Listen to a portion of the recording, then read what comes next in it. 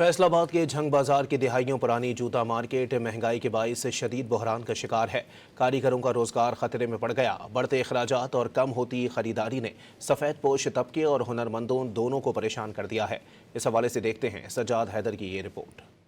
फैसलाबाद घंटाघर के तारीखी जंग बाजार में दुहाइयों पुरानी ये जूता मार्केट अपनी एक मुनफरद पहचान रखती है, जहां साल हर साल से हुनरमंद कारीगर पुराने इस्तेमाल शुदा और फैक्ट्रियों के 20 पेयर जूतों को दोबारा मरम्मत करके फरोख्त करते हैं।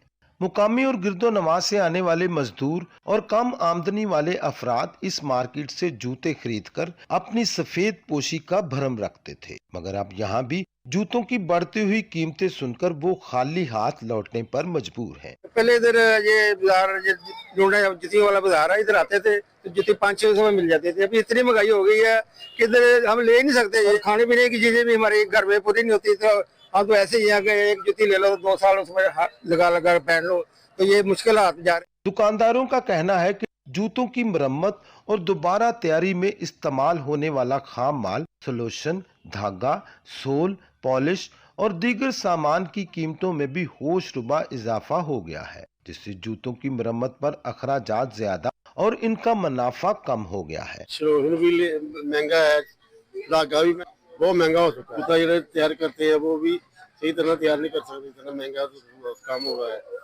ग्राहक भी अब इस मार्केट का रुख नहीं कर रहे, जिसके बायस इन कारीगरों के लिए 2 वक्त की रोटी का हसूल भी एक कड़ा इम्तहान बन गया है।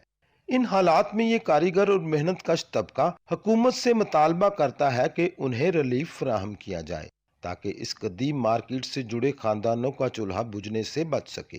कैमरामैन हसन चौहान के साथ सज्जाद हैदर, डॉन न्यूज़, फैसलाबाद।